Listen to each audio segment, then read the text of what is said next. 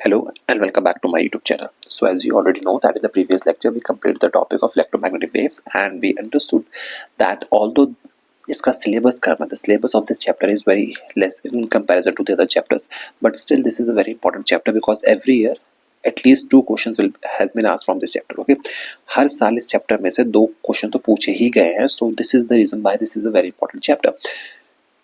अब आज क्या करने वाले हैं in today's lecture what we gonna do is we gonna practice some questions and we will see what kind of questions were asked in the previous examinations and what can you expect regarding the questions that will be asked in this examination. ठीक है, वो आज हम करने वाले हैं. ठीक है, but let me just remind you one thing. आज के लेक्चर में हो सकता है कि लेक्चर की लेंथ छोटी हो, but that doesn't mean the importance of the question जो आज हम करेंगे वो कम है, नहीं. बिकॉज इसमें कुछ क्वेश्चंस ऐसे होते हैं जो डायरेक्टली हो जाते हैं. All you need is a basic understanding. ठीक है, सो उसको करेंगे. एंड ऑल दो स्टूडेंट्स जो मेरे साथ पहली बार जुड़े हैं, जो नए सब्सक्राइबर्स मेरे साथ जुड़े हैं, उनको बस एक ही बात कहना चाहता हूँ. प्लीज़ आप ये मत सोचिएगा कि ये सिर्फ इतने ही क्वेश्चंस की प्रैक्टिस करेंगे. We will be practicing much more questions as soon as our syllabus is completed. ठीक है, I am expecting by next week आपका +2 का सिलेबस कवर हो जाएगा and after that we will be practicing with MCQs. ठीक है, on that note without wasting any more time let's just move on to the first question. ठीक है, first question को देखते हैं. फर्स्ट क्वेश्चन क्या है आपके पास? See, the first question is being said that a parallel plate capacitor, a parallel plate capacitor of capacitance 20 microfarad is charged by a voltage source whose potential is changing at a rate of 3 volts per second. तो देखिए question में हमें given क्या है, what has been given to us in the question. It has been given to us in the question that the capacitance is equal to 20 microfarad. ये हमें given है. And further it has also been given to us that dV over dt is equal to 3 volts per second. ये values हमें given है. ठीक है, then it has been said that the conduction current through the connecting wires and the displacement current through the plates of capacitor would be respectively. So what we have to do is we have to calculate the displacement current as well as we have to calculate the conduction current. हमें दोनों को calculate करना है. ठीक है, now यहाँ पे हमें ये चीजें given है. ठीक है, now let's just see conduction current and capacitance current, जो आपका displacement current and the conduction current, उसको देखिए किस तरह से निकालते हैं. ठीक है, now it has been given to as the capacitance is 20 microfarad and dV by dt is given as 3 volts per second. Now as we know that Q is equal to C into V. ये basic knowledge हमें हमारे पास है ही. And we also no that हमें यहाँ से अगर हम इसको थोड़ा करना चाहें तो this is something which we have already discuss in our previous lecture that dQ by dt is equal to C into dV over dt. This is the equation of your what do we call that, conduction current, oh sorry, displacement current. ये आपकी displacement current की equation है. And further we know that total current will remain constant.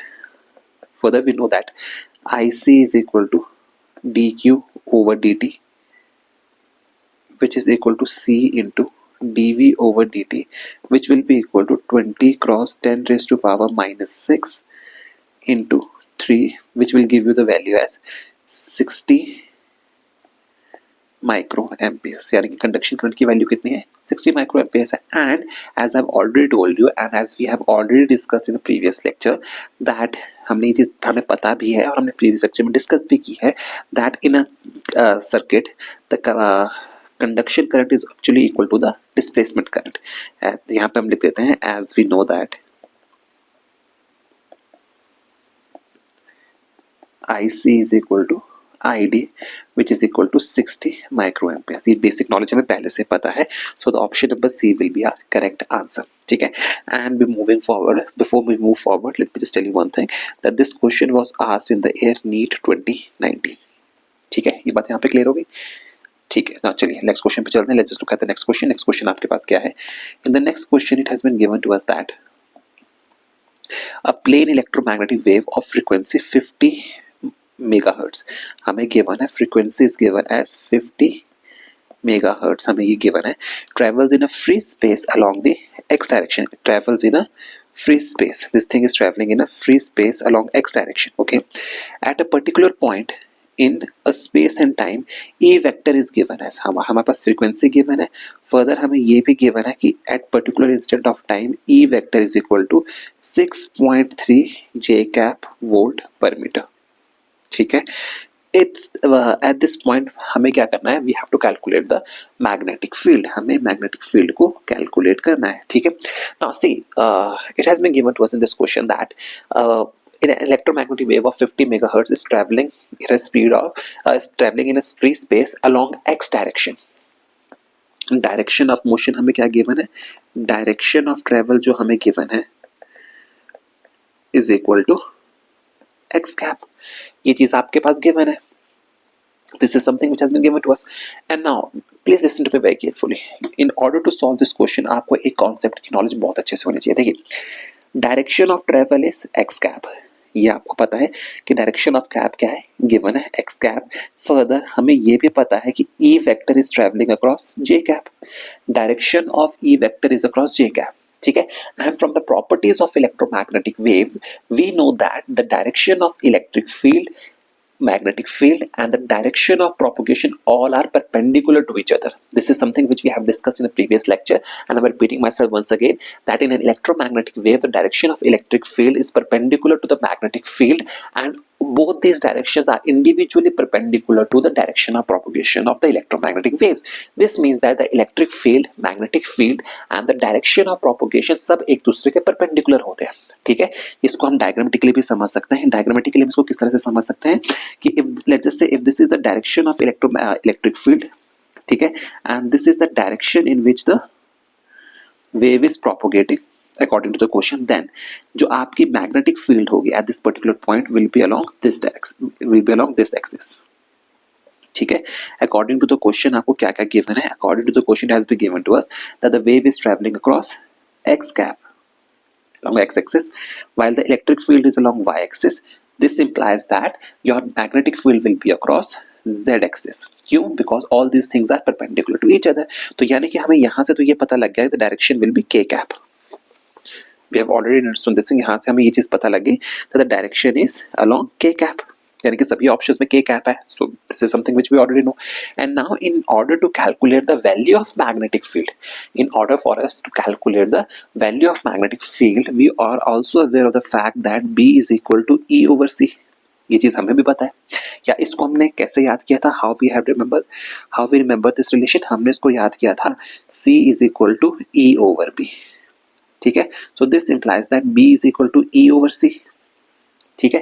तो on substituting this values, अगर मैं यहाँ पे values को सब्स्टिट्यूट करूँ, this implies B will be equal to 6.3 over 3 cross 10 raised to power 8 because electromagnetic waves travel at a speed of light. This is a basic knowledge. So this will be equal to 2.1 cross 10 raised to power minus 8 teslas. And direction हमने क्या निकाली थी? And we are already aware of the direction is across k cap. ठीक है. We have already discussed this thing. So the correct answer for this question is option number C. ठीक है. And this question was asked in your JAE mains 2019. ठीक है. ये बात यहाँ पे क्लियर हो गई. चलिए नेक्स्ट क्वेश्चन पे चलते हैं. Let's just look at the next question. Next question में हमें कहा जा रहा है that the electric field. Next question में हमें कहा गया है the electric field of an electromagnetic wave in a free space is given by E cap vector is equal to. We have been given that E vector is equal to 10 cos 10 raised to power 7 t plus kx volt per meter, and this wave is traveling across J cap. ठीक है. where t and x are in seconds and meter respectively, then it can be inferred that कि इसकी wavelength कितनी है 188.4, wave number is 0.33, wave amplitude is 10 volt पर metre, the wave is propagating across positive x direction. ठीक है. Which of the following pairs of statements are correct? हमें बताना है कौन सी pair of equations are correct. Now before we move forward, let me just tell you this thing that this question was asked in the year AIPMT 2010 में के mains में ये question आपसे पूछा गया था. So this question is very easy. क्यों? एक क्वेश्चन आपके लिए बहुत इजी. देखिए किस तरह से समझना पड़ेगा. वी आर ऑलरेडी, हमने इलेक्ट्रोमैग्नेटिक वेव्स, मैंने कहा था the when we studied simple harmonic motion, मैंने आपको एक बात कही थी, if you know the simple harmonic motion, you know electric field, you know magnetic field and you know the electromagnetic waves. अब इलेक्ट्रोमैग्नेटिक वेव्स को जो हमने पढ़ा था, हमने ये पढ़ा था कि electromagnetic wave have a sinusoidal representation. वो साइनसॉइडल फॉर्म में रिप्रेजेंट करती हैं या वो हार्मोनिक वेव्स की तरह ट्रेवल करती हैं. This is something which we have already discussed. Now according to this question हमारे पास गिवन है, इसको थोड़ा मैं अच्छे से लिख देता हूं. According to the question it has been given to us that the electric field is given like this into k into volt per meter, ये वैल्यू हमें गिवन है.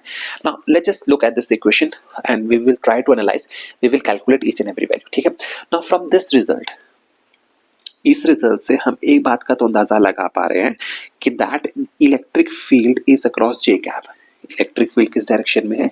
जे कैप में है. ठीक है. This is something which you already no. Okay, ये बात क्लियर होगी यहाँ पे. ठीक है. सो अब इसको बहुत ध्यान से देखते हैं.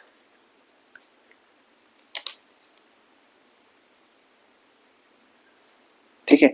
नाउ इलेक्ट्रिक फील्ड, याद रखिएगा क्वेश्चन में आपसे पूछा गया है the wave is propagating across positive x direction. The wave is, this is something which has been given to us, that the wave is propagating across positive x cap. This is something हमसे यहाँ पे पूछा गया है और यहाँ पे ये चीज है जे कैप. ठीक है. बट यहाँ पे आपको एक चीज का ध्यान रखना है. This is something which you should remember. This J cap is representing the direction of your electric field. यहाँ पे आपको किस चीज का ध्यान रखना है?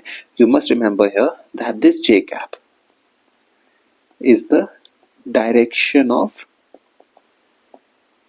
Electric field. हमसे क्वेश्चन में पूछा गया है the wave direction in which the wave is propagating. Now as we already know that, हमारे पास एक चीज का हमें पहले से ही एहसास है. From this equation, if we compare this equation with the general equation of the wave, हमें पता है E vector will be equal to E not cos omega t minus k x. ठीक है. And in simple harmonic, this is the general equation, this is nothing but the general equation. ठीक है. And we have already discussed this thing in in simple harmonic motion that when the symbol is minus x, this minus x, when the symbol is minus x, this implies that the wave is traveling across positive x axis. ठीक है. यहाँ पे जो ये x है, यहाँ पे मैं आपको यहाँ पे ये चीज बता दूं, this x is the direction of wave. ठीक है. यहां से हमारे पास क्या आया? Wave is travelling across positive x axis. But in this question it has been given to us the symbol is plus. This implies that the wave is traveling across negative x-axis. ठीक है. As we have already discussed this thing in our simple harmonic motion, मैं फिर से इस बात को repeat कर रहा हूँ. When the equation is in the form of omega t plus kx, when we have the symbol of plus, this means that the wave is traveling across negative x-axis. Confusion मत लीजिएगा, plus का मतलब negative axis पे आप move कर रहे हो. And when you have minus kx, तब आप पॉजिटिव एक्स एक्सिस की तरफ को मूव कर रहे हो. ठीक है. एंड वाई एक्स एक्सिस, क्योंकि यहाँ पे आपके पास के एक्स है. इफ इट हैड बीन के वाई, तो यानी कि आप वाई एक्सिस पे मूव कर रहे होते हैं. ठीक है. But since it is X, that means you are moving across X axis. आप पॉजिटिव में मूव कर रहे हो, नेगेटिव पे मूव कर रहे हो, that is being decided by the negative और positive sign. If you have positive sign, that means you are moving across negative X axis, and you have a negative sign, that means you are moving across positive x axis. ठीक है. So with this हमें ये तो पता लग गया यार equation number, यार our fourth equation is wrong. हमें ये पता लग गया आपकी फोर्थ इक्वेशन जो है गलत है. ठीक है. Now let's just check each and every equation, क्या क्या चीजें आपके पास यहाँ पे गिवन है. ठीक है. Now second thing is we have to calculate the value of lambda. What we have to do is we have to calculate the value of lambda. ठीक है. लैम्डा की वैल्यू कैलकुलेट करने के लिए देयर इज डिफरेंट वेज आप इसको calculate कर सकते हो. This is the one representation of electromagnetic field. There is one more representation. हमारे पास एक और रिप्रेजेंटेशन होती है जिसके थ्रू हम क्या कर सकते हैं, इलेक्ट्रोमैग्नेटिक वेव को ट्रेवल रिप्रेजेंट किया जा सकता है. And we have discuss each and everything in great detail during simple harmonic motion. तो ये जो इक्वेशन आपके पास जनरल इक्वेशन है, इस इक्वेशन को हम इस तरह से भी लिख सकते हैं, E is equal to E not cos 2 pi by lambda t plus 2 pi by k, 2 pi by lambda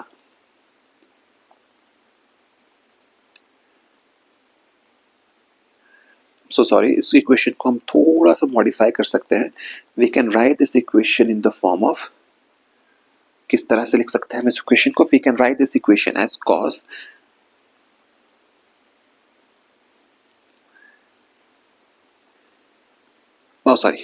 we can write this equation, आपकी अंडरस्टैंडिंग के लिए इसको थोड़ा और मॉडिफाई कर लेते हैं as cos 2 pi by lambda v t plus x, इसको इस तरह से भी लिखा जा सकता है, ठीक है।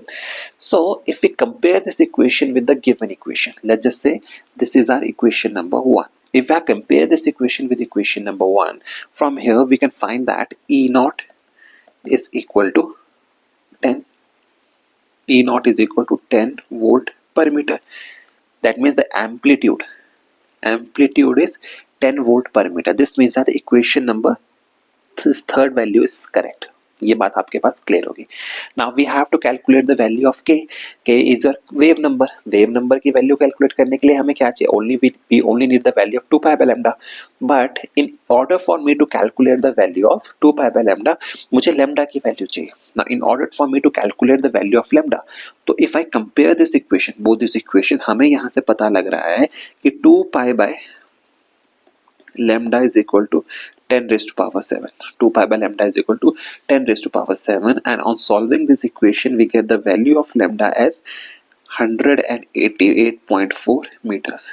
इसका मतलब आपके पास ये वैल्यू भी सही है, ठीक है. And if I calculate the value of wave number की वैल्यू क्या होती है? k is equal to 2 pi by lambda, that will be equal to 1/30, which will be equal to 0.033 radian per meter. This means that equation number B is wrong.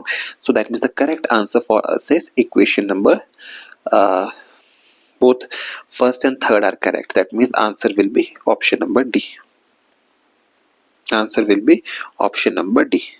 ठीक है, ये बात यहाँ पे क्लियर हो गई. आई होप ये क्वेश्चन आपके लिए क्लियर हो गया होगा.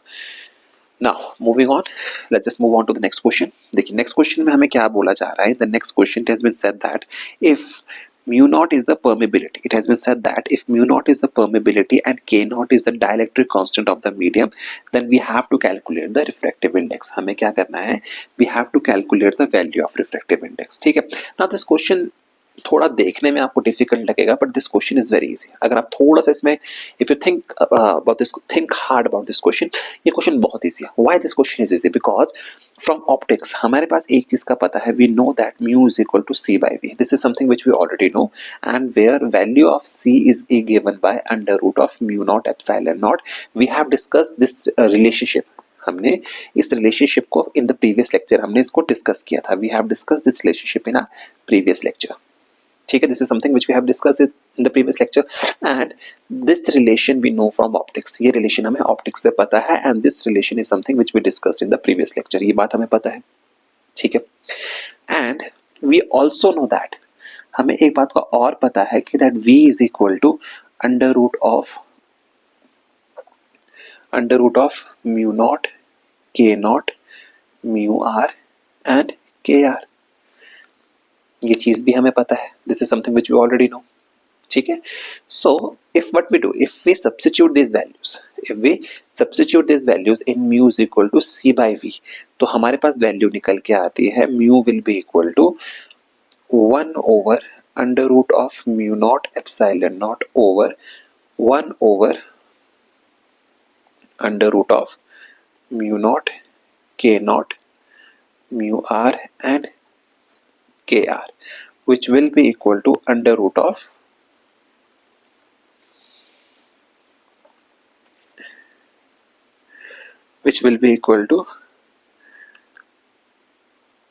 mu r kr, which will be equal to mu r and kr.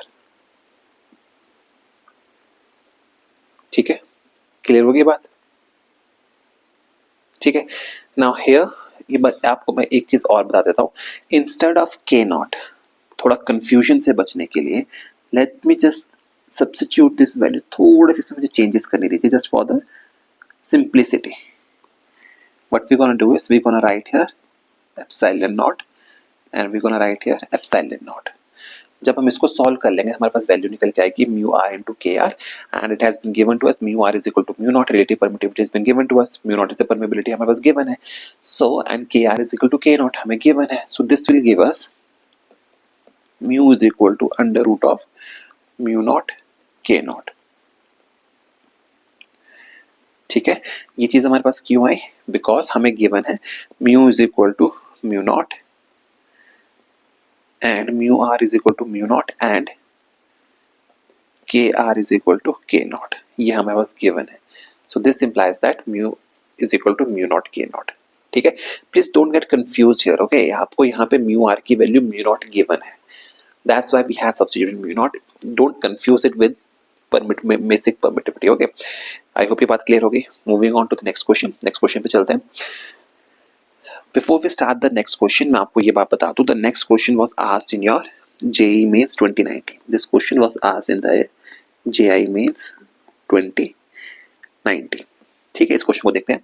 In this question it has been given to us that if the magnetic field of a plane of electromagnetic wave is given by B is equal to, हमारे पास value क्या given है, it has been given to us that B is equal to 100 cross 10 raised to power minus 6 sin 2 pi into 2 cross 10 raised to power 5 t minus x over c. And it has been given to us that this wave is traveling at the speed of light. ये भी हमें given है. हमारे पास एक चीज और क्या given है, that c is equal to 3 cross 10 raised to power 8 meters per second. अब हमें क्या calculate करना है? It has been asked from us that we have to calculate the maximum electric field associated with it. So in order to us calculate the maximum electric field associated with it, we know that C is equal to E by B. So this will imply that E is equal to C into B.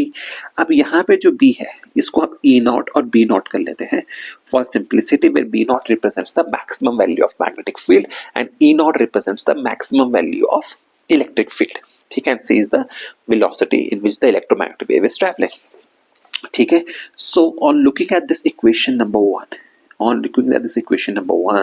this equation, this value represents the B naught.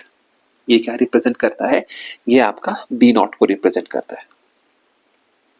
ठीक है, so on substituting this value and how this thing is representing B naught, we have discussed this thing because electric and magnetic field can be represented in sinusoidal form. तो हम उसको compare करते हैं, B is equal to B naught sin omega t minus kx से इसको हम compare करते हैं.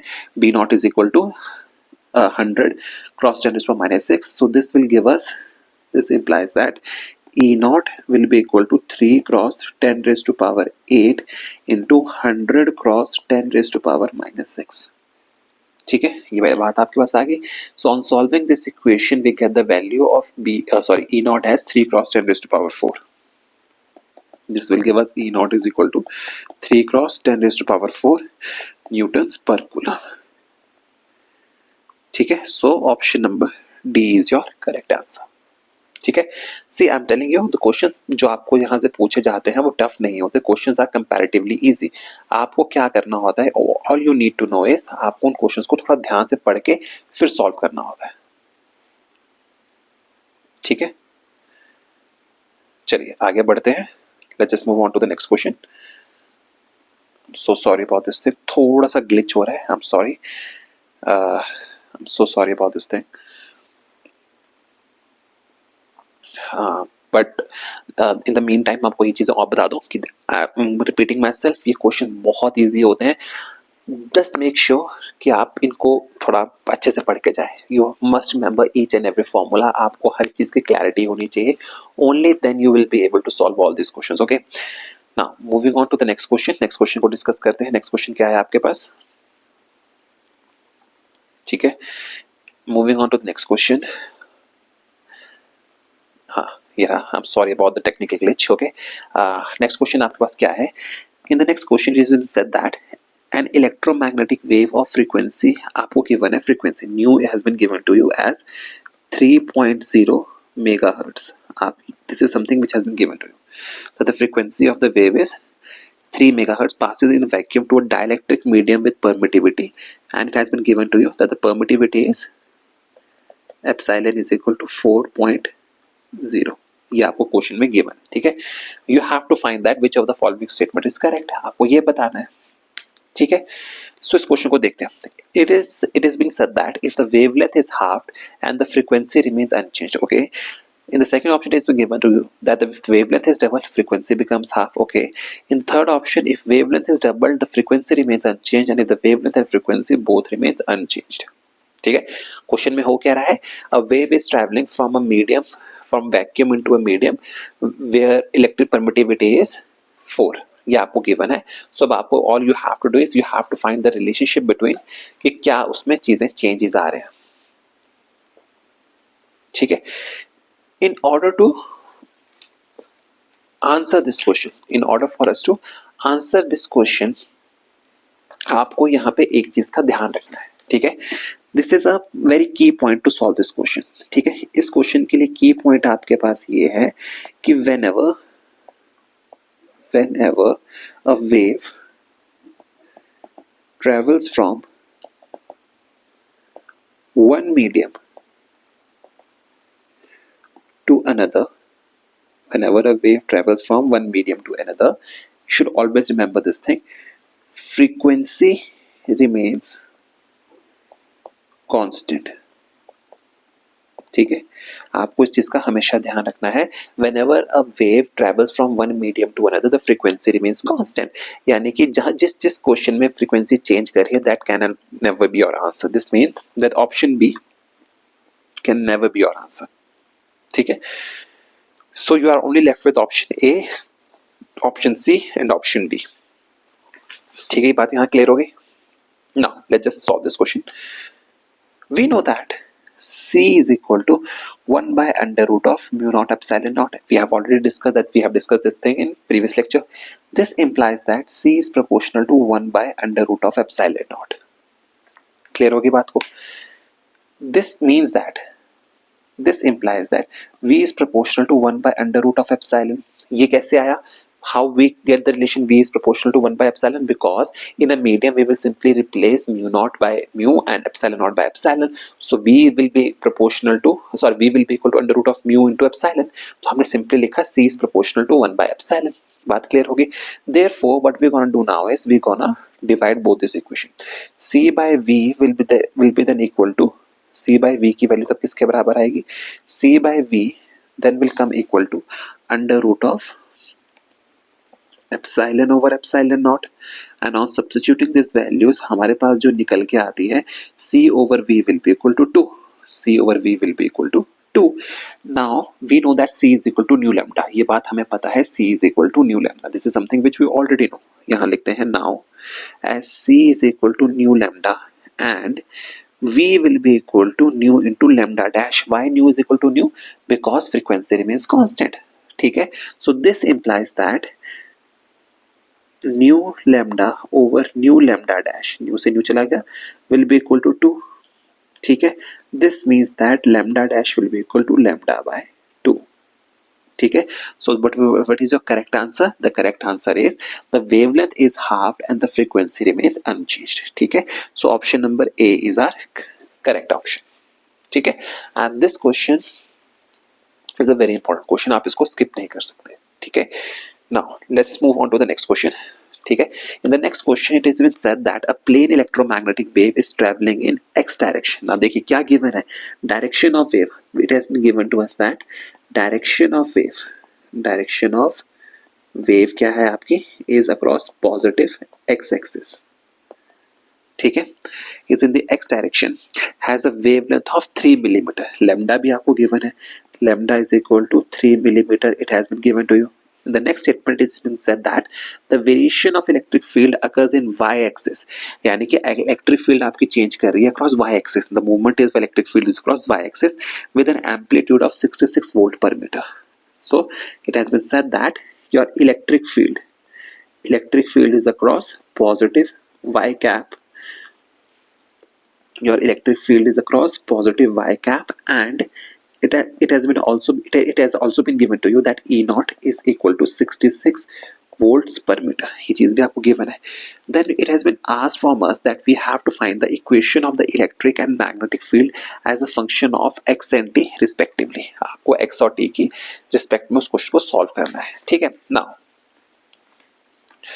looking at this question, ठीक है, अगर हम इस इक्वेशन को बहुत ध्यान से देखें, ठीक है, आपको गिवन है, देखिए क्वेश्चन तो आपका एक ही बारी में सॉल्व हो जाता है। You know that E naught is equal to 66 volts per metre, ये चीज आपको गिवन है 66 वोल्ट पर metre, this is something which has been given to you. ठीक है, सो check for the options जहाँ पे E naught की value 66 volts per meter है.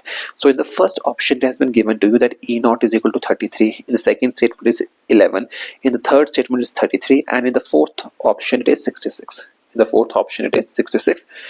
तो इन चारों में से सिर्फ एक ही ऑप्शन है जहां पे आपकी वैल्यू 66 है. So option number D is your correct answer.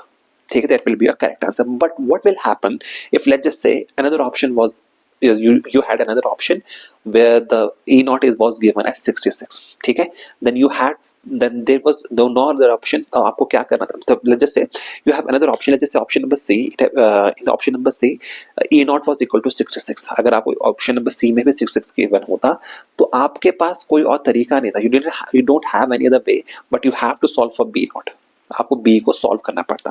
And how we can solve the value of b? तो b की वैल्यू निकालने के लिए we know that c is equal to e over b. ठीक है, this will give you the value of b naught as e not over c. So that will be equal to 66 over 3 cross 10 raised to power 8. So this will give you the value of b naught as 2.2 cross 10 raised to power 7. ठीक है, this will be the value of b. ठीक है, ये value of B होती है. Now as we know that E is equal to E naught cos 2 pi by lambda Vp minus x. That means E is equal to E naught cos 2 pi by lambda C, assuming this is C, so that will be equal to T minus x over C. ठीक है, so we will simply substitute the values of E naught and B naught. This will give you the value of B as B naught cos 2 pi by lambda c t minus x over c. So simply substitute the values.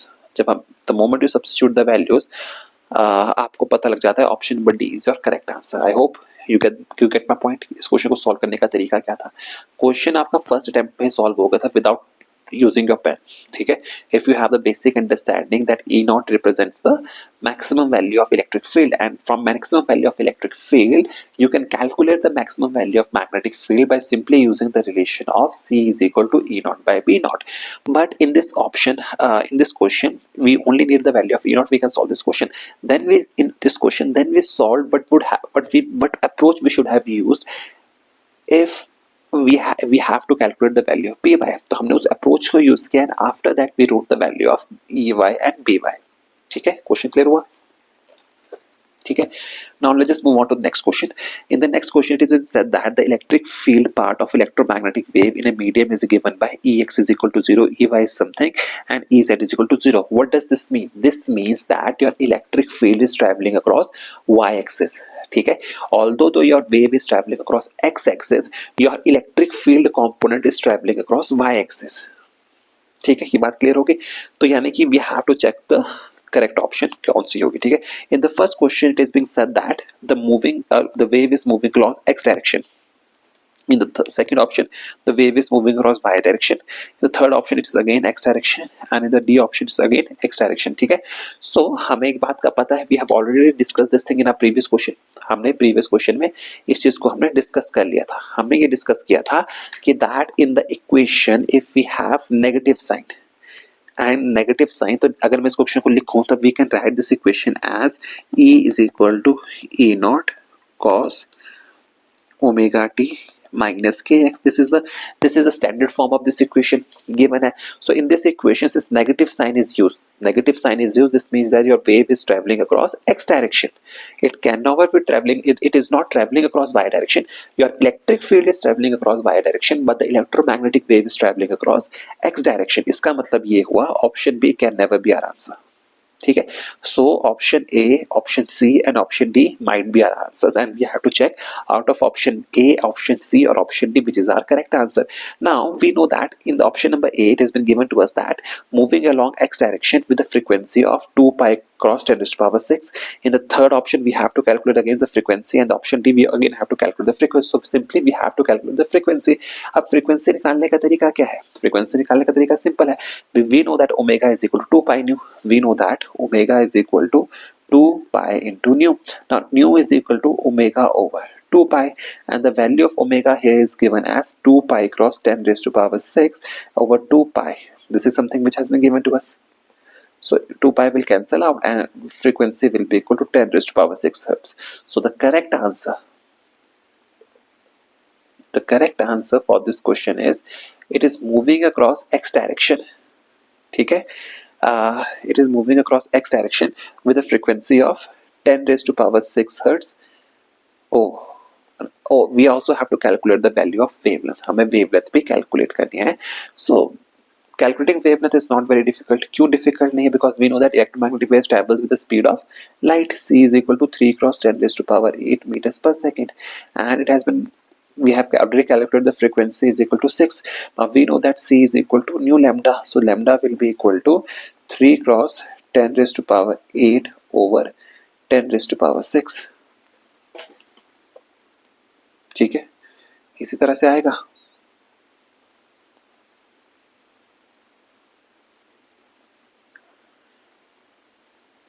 C is equal to nu lambda. Lambda is equal to C by nu. This is now not how we will calculate the value of lambda. We can calculate the value of lambda. We cannot use the previous relation.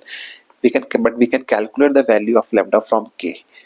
Here k has been given to us that k is equal to pi cross 10 raised to power minus 2, and now we know that k is equal to 2 pi over lambda. This implies that lambda will be equal to 200 meters after we substitute the values. Okay, the lambda will be equal to 200 meters. So answer is option number D.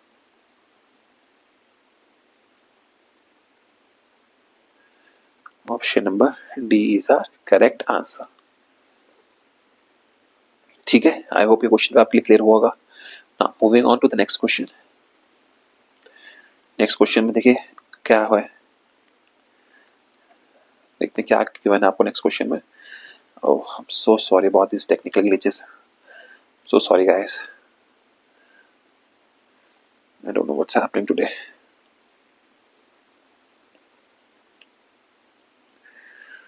But I hope you are getting my point, and if you are getting my point and if you are liking this video, I would like you to share and subscribe to my video.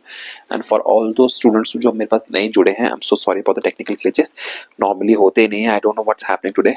ठीक है, but if you feel like you have some kinds of doubt, आप please comment section में लिखिएगा. I will definitely answer to your doubts. ठीक है, तो चलिए आगे बढ़ते हैं. Let's see next question में क्या है आपके पास, given क्या है. In the next question it has been given to you that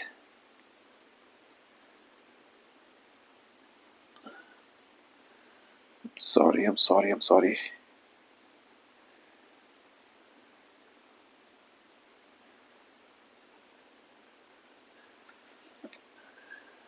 Okay, now here we have the next question.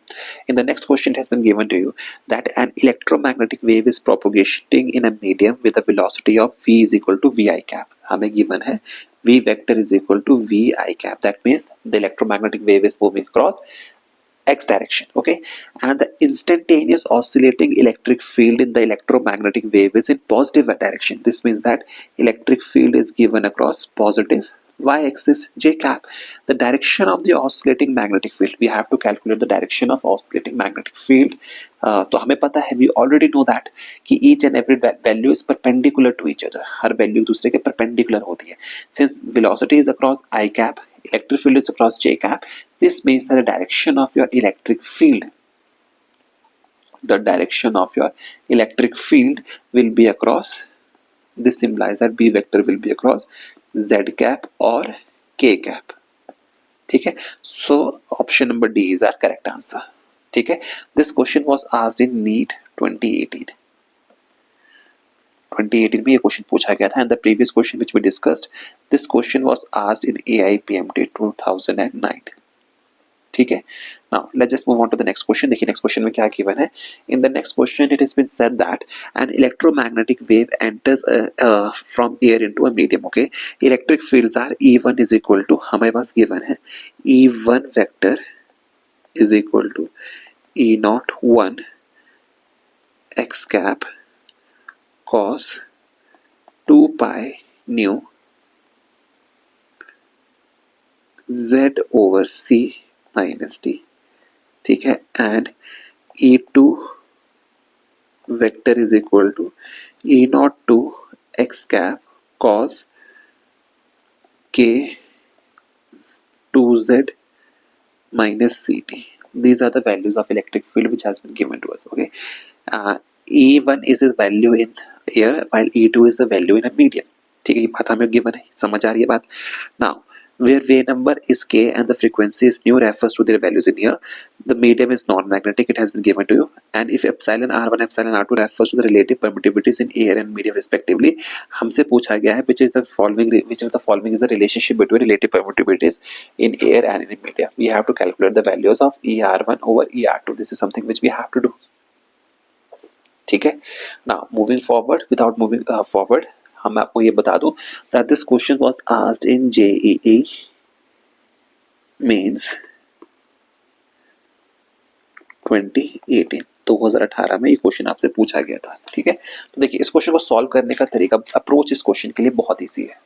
ठीक है, why I am saying this thing कि अप्रोच बहुत ईजी है because since we have to calculate the values of ER1 over ER2, the only way with which we can calculate this value is if we can calculate the value of speed.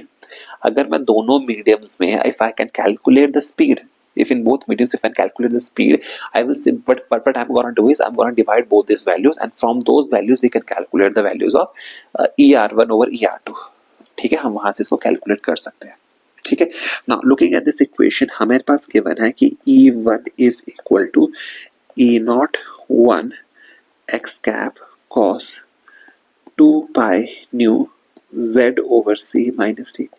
This is something which has been given to us. ठीक है, so what we can do is we can modify this equation. हम इस equation को थोड़ा सा modify कर सकते हैं and we can write E1 as E naught 1 x cap cos omega z over c minus omega t. ठीक है, what we did, हमने थोड़ा सा इस क्वेश्चन को मॉडिफाई किया. 2 pi nu is equal to omega होता है, so we simply substitute the value of omega as 2 pi nu. ठीक है, so this is equal to E naught 1 x cap cos kz minus omega t because k is equal to omega by c. k is equal to omega by c, ये बात हमें पता ही है. ठीक है, सो इसको मैं थोड़ा सा और लिख सकता हूँ which is equal to E naught 1 x cap cos kz minus kct. kct क्यों है? Because omega is equal to kc. Always remember this thing, यहाँ पे आपको चीज का ध्यान रखना, omega is equal to kc होता है. This is something which should always remember. We have substituted this value. Okay, clear होगी बात को? Now let's just write the same equation. Let's just modify equation number 2. This was when wave is traveling in air.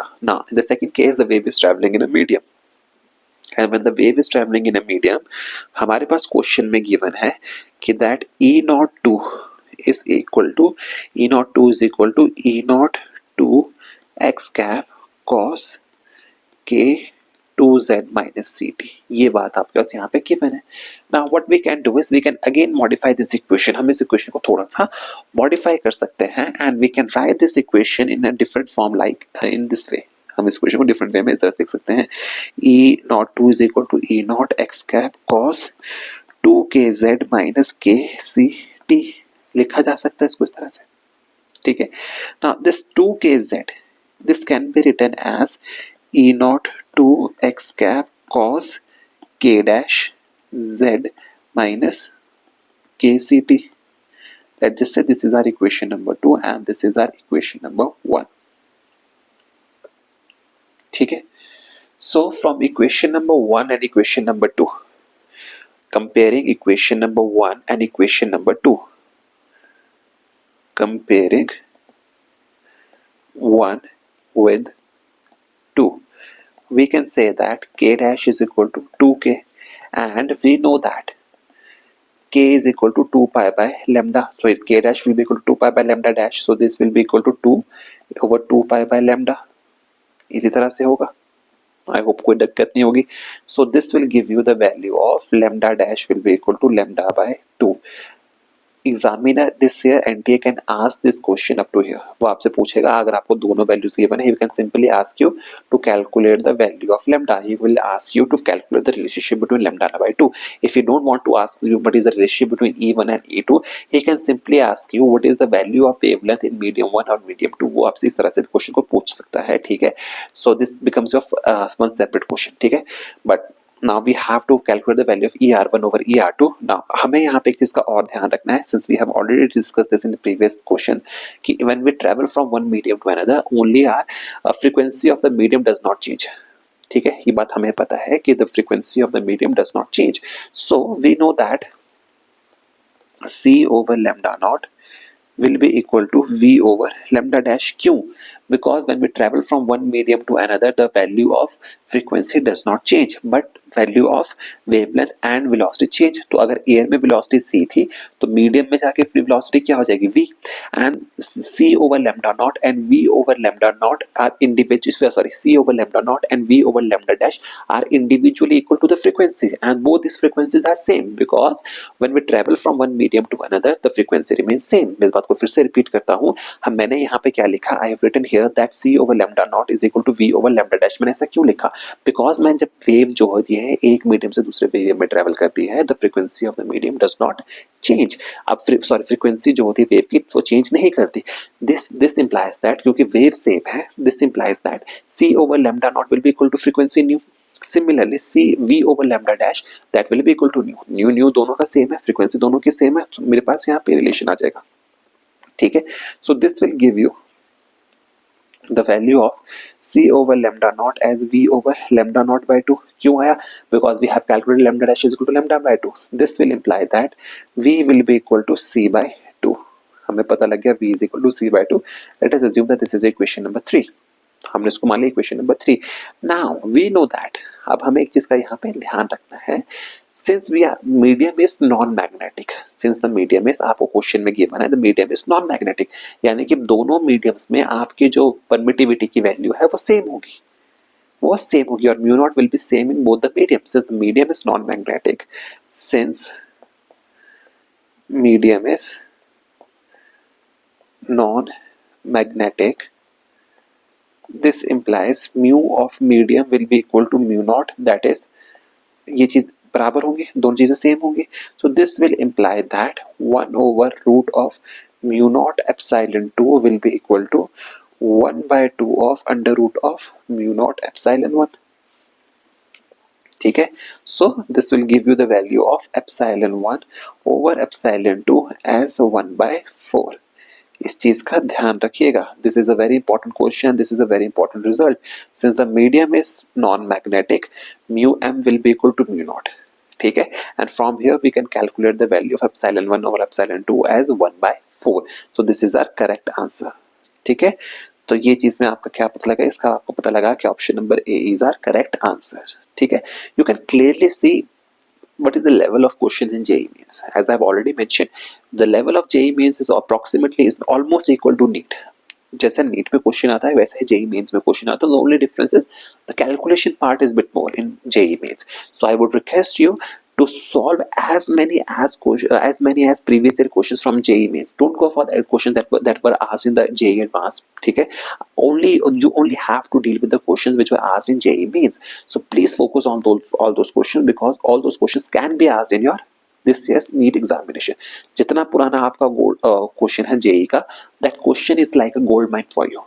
ठीक है, all previous year JEE questions are a kind of gold mine for NEET aspirants because NTA has a habit of asking JEE Mains previous year questions in NEET examinations. ठीक है, value तक change नहीं करते हैं. So that's why I'm telling you, you have to be very careful. आपको उन चीजों को सॉल्व करना पड़ेगा, ठीक है. मूविंग ऑन, अब जरा सा नेक्स्ट क्वेश्चन को डिस्कस करते हैं. लेट्स सी कि नेक्स्ट क्वेश्चन में आपको क्या बोल रहा है, ठीक है. इन द नेक्स्ट क्वेश्चन आपको वो यहाँ पे ये बोल रहा है, it has been given to you that the magnetic field of electromagnetic wave is given by B vector is equal to, this is something which is have been given to you. We have to calculate the associated electric field. अब इस question को solve करने का एक trick है. You have to be very careful about this question, ठीक है। देखिए क्वेश्चन में आपको क्या गिवन है, in the question it has been given to you that the B vector is equal to 1.6 cross 10 raise to power -6 cos 2 cross 10 raise to power 7z plus 6 cross 10 raise to power 15t into 2 I cap, I'm sorry about this thing, t into 2 I cap plus j cap Weber per meter square. This is the value of magnetic field. Now what we have to do is we have to calculate the value of electric field. मुझे क्या value निकालनी है? I have to calculate the value of electric field. This question is very important. ठीक है, ये question जो है बहुत इंपॉर्टेंट है because this question involves a very different concept. आपको यहाँ पे थोड़ा वेक्टर्स को भी यूज करना पड़ेगा and before we start before we start solving this question, let me just tell you this question was asked in JEE Mains 2019. JEE Mains 2019 में question पूछा गया था।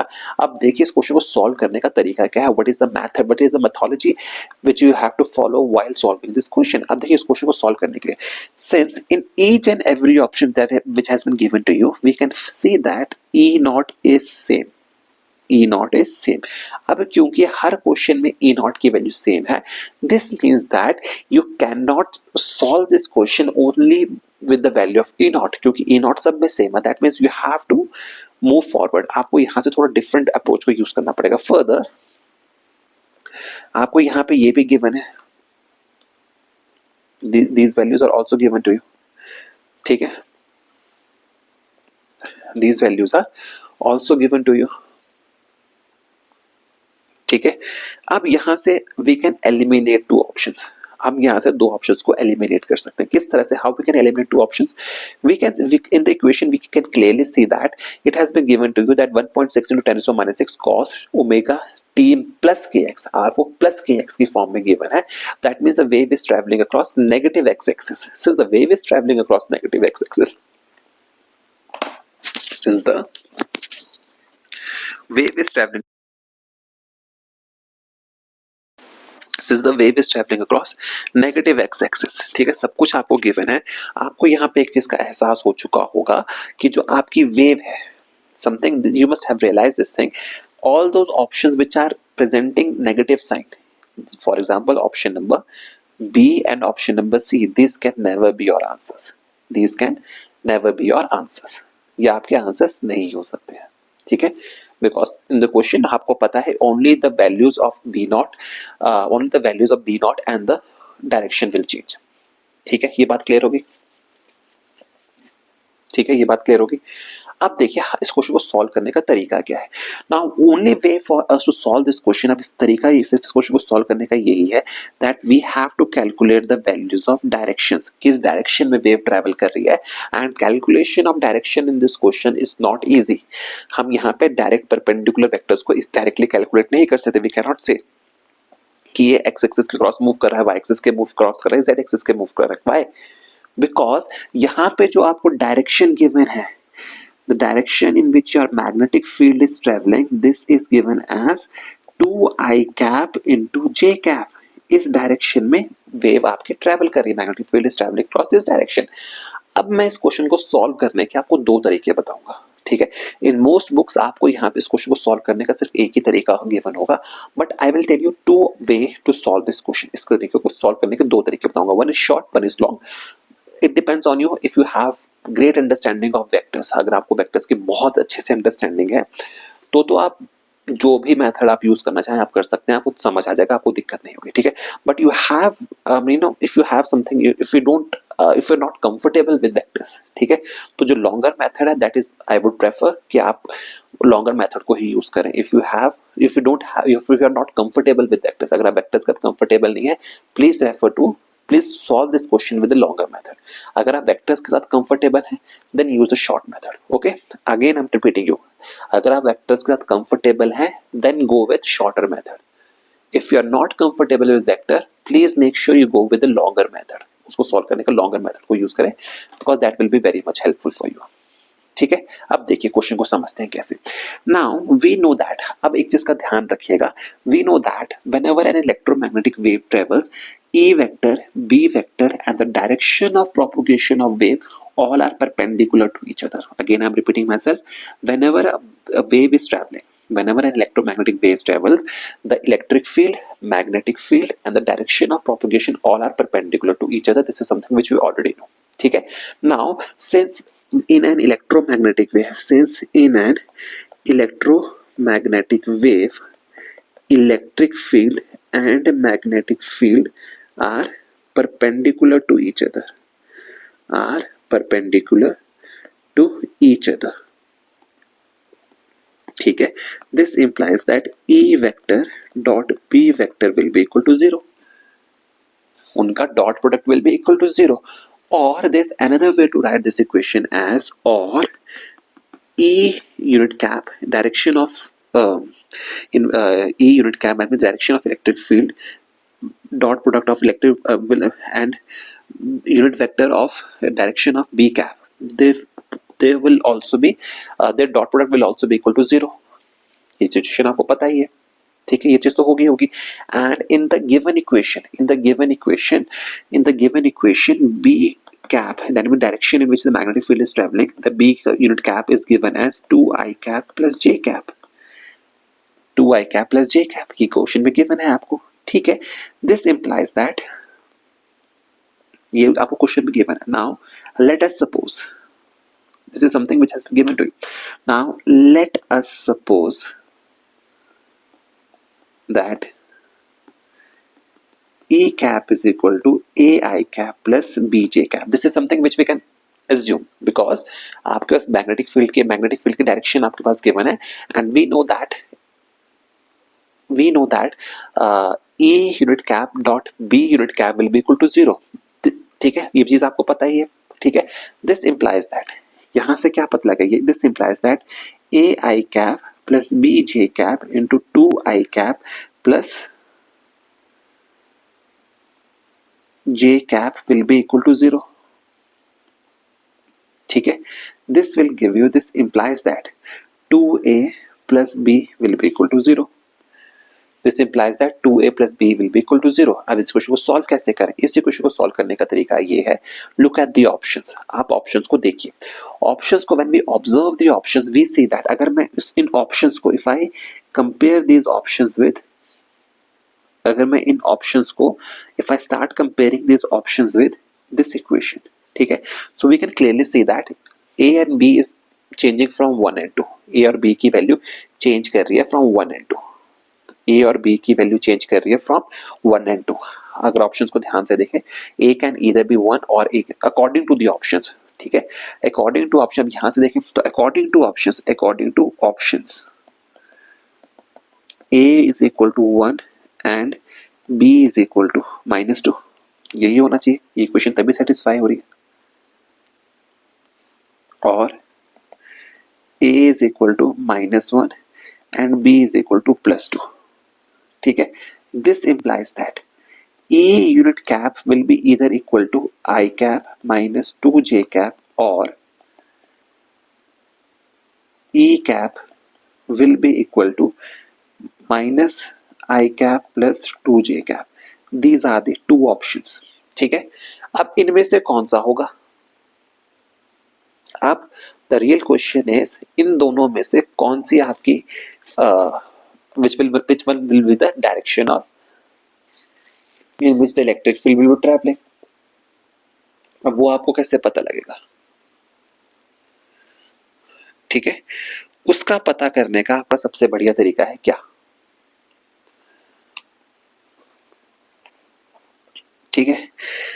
इन order for us to calculate the these are the two options जो आपके पास आए, ठीक है। Now this implies that, यहां से आपको पता लगता है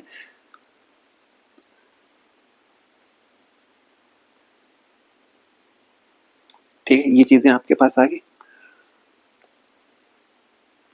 ठीक है ना। जब हम इन ऑप्शंस को ध्यान से देखते हैं, दैट मीन्स दैट अब हमें एक चीज का और पता है, that the wave, we also aware of the fact that the wave is traveling across z cap, is traveling across minus k cap. ये हमें ऑप्शन से ही पता है. This is something which we already know from this equation. इस equation से हमें पता है the wave is travelling across minus K cap. तो करेक्ट ऑप्शन आपके पास क्या बन रहा है?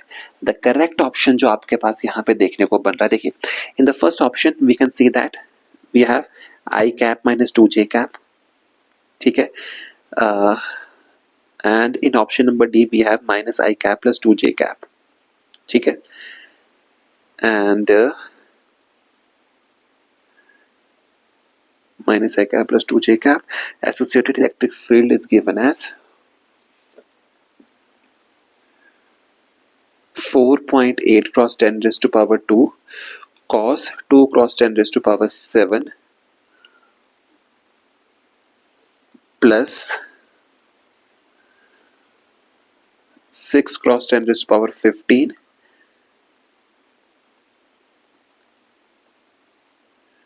माइनस आई cap plus 2j cap volt पर मीटर. अब यहां से आपको पता लग रहा है कि आपका आंसर क्या है, ऑप्शन नंबर ए. अब आप पूछेंगे why option number D, why option number D is not our answer. अब आप हमसे पूछेंगे कि ऑप्शन नंबर डी आपका आंसर क्यों नहीं है. ठीक है. सो ऑप्शन नंबर डी आपका आंसर क्यों नहीं है? Let's just analyse this thing कि ऑप्शन नंबर डी आपका आंसर क्यों नहीं है. ठीक है. नाउ अब आप क्या कीजिए, आप ऑप्शन नंबर डी को in order for us to calculate the option number D को अगर हम देखें ध्यान से. ठीक है.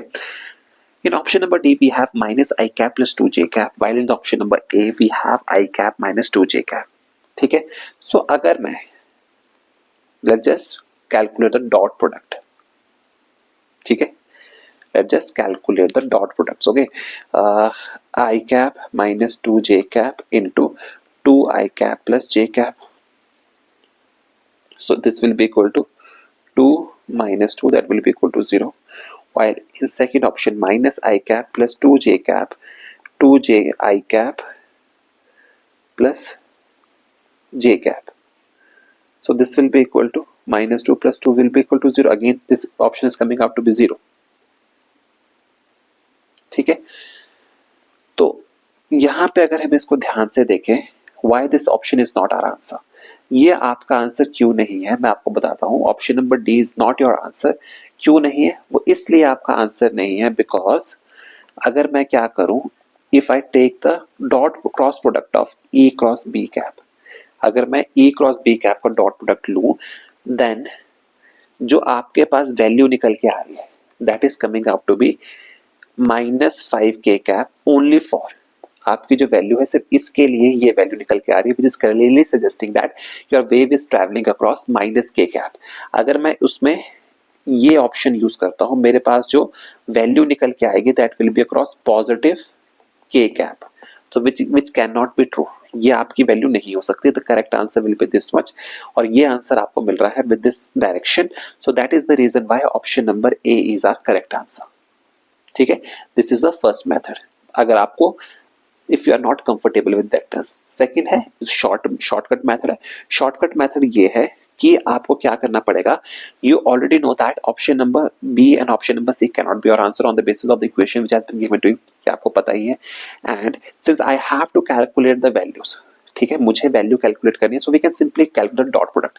आप पहले इसके लिए डॉट प्रोडक्ट निकालिए, आप इसका डॉट प्रोडक्ट निकालिए विद द डायरेक्शन ये जो आपका गिवन है. क्योंकि अगर let's just say if the options are completely different, अगर सारे ऑप्शंस डिफरेंट है तो जिसका डॉट प्रोडक्ट 0 आ रहा है that will B your answer. But in this case option number A and option number D both will give you the dot product will be equal to 0. For both dot product will be equal to 0. अब दोनों के लिए अगर dot product 0, then you have to go with the cross product of E to B. और जिसके लिए आपकी direction of propagation आपको नेगेटिव में will be along the direction which the wave is travelling, वो आपका करेक्ट आंसर होगा. As in this question the direction of propagation is cross k cap, तो वो आपका आंसर होगा. ठीक है. सो आई होप ये डाउट आपका इस क्वेश्चन में क्लियर हुआ होगा. जस्ट इन केस आपको कुछ डाउट्स है, if you don't understand this question आप बताइएगा, I will again solve this question for you. Okay. Now let's just move on to the next question. ठीक है। तो नेक्स्ट क्वेश्चन में अगर हम ध्यान से देखें तो next question it has been given to us that the we have to choose the correct alternative from the given the reflective index and the permeability of a medium are 1.5 and ठीक है the relative permittivity of the medium is nearly we have to calculate the relative permittivity of the medium. ठीक है। सो हम ध्यान से देखते हैं we know that mu is equal to C by V this is something which we already know mu is equal to C by V हमें पता है। ठीक है। This implies that v is equal to c by mu ठीक है which will be equal to 3 cross 10 raised to power 8 over 1.5 which is equal to 2 cross 10 raised to power 8 meters per second यानी कि the wave is traveling at a speed of 2 cross 10 raised to power 8 meters per second। ठीक है this is the velocity with which the wave is traveling। ठीक है now ठीक है now mu is equal to 5 cross 10 raised to power minus 7 henry per metre ये भी value आपको given है। Now we know that v is equal to under root of mu epsilon ये बात हमें पता ही है। ठीक है which will be equal to 1 over under root of mu epsilon naught epsilon R this is something which you already know from the concepts of electrostatics हमने वहां पर डिस्कस किया था। From here we can calculate that epsilon R will be equal to 5.63 which is nearly equal to 6। ठीक है तो option number D is our correct answer. और ये जो क्वेश्चन था ये आपसे पूछा गया था इन केरला पीएटी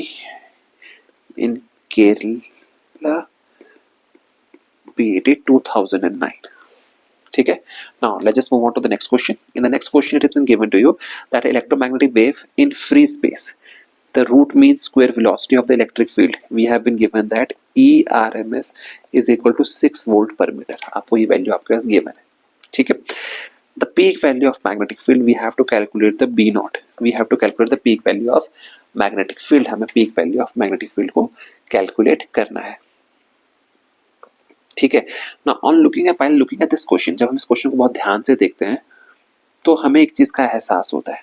ठीक है that we have to calculate the value of we have to calculate the peak value of magnetic field हमें क्या कैलकुलेट करना है we have to calculate the peak value of magnetic field but हमें जो value given है it has been given to us that the value of electric field जो value आपको given है that is the RMS value आपको RMS value equation में given है। ठीक है आई होप ये बात आपको समझ में आ रही है। क्वेश्चन में आपको E की RMS वैल्यू गिवन है and from that ERMS value आपको उस ERMS वैल्यू से you have to calculate the value of you have to calculate the peak value of magnetic field। हमें क्या करना है उससे हमें peak value of magnetic field को कैलकुलेट करना है। ठीक है नाउ अब प्रॉब्लम ये है कि इस क्वेश्चन को प्रोसीड कैसे किया जाए। The real question here is how we can proceed with this question. ठीक है सो अगर हम इस क्वेश्चन को बहुत ध्यान से देखें एंड वी थोड़ा पीछे चलें ठीक है तो हमें एक चीज का एहसास होता है कि हमने ये चीजें पढ़ी थी इन द कॉन्सेप्ट ऑफ जब हम इलेक्ट्रो एसी सर्किट्स को पढ़ रहे थे। ठीक है now ERMS is equal to 6 volt पर मीटर ये हमें गिवन है तो this will implies that E not will be equal to RMS value कितनी होती है E not over root 2 is equal to 6 volt पर metre this implies that E not is equal to 6 root 2 ठीक है volt पर metre ये बात आपको समझ में आ रही होगी। ठीक है and now since we have to calculate the B naught और हमें ये भी पता है E not is equal to E not over B naught is equal to C.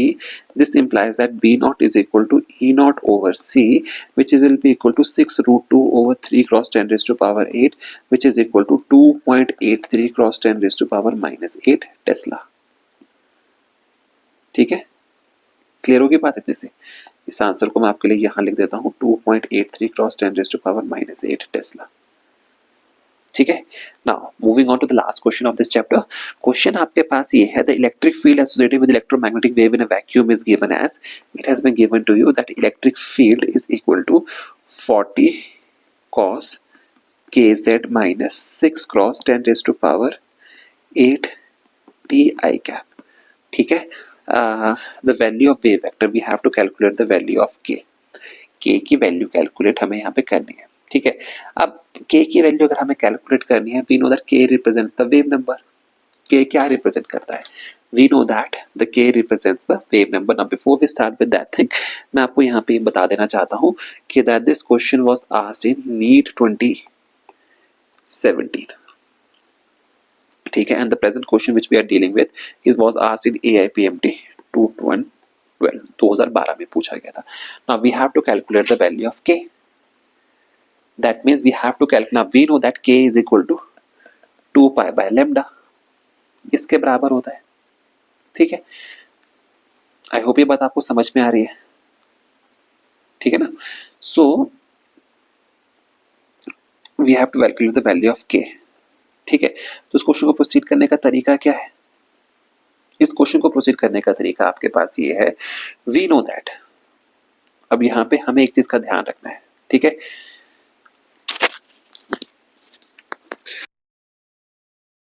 यहाँ पे हमें एक चीज का जो ध्यान रखना है वो हमें ये ध्यान रखना है कि अकॉर्डिंग टू क्वेश्चन हमें यहाँ पे गिवन है कि that 2 pi V over lambda 2 pi nu over lambda is equal to 6 cross 10 raise to power 8 per second.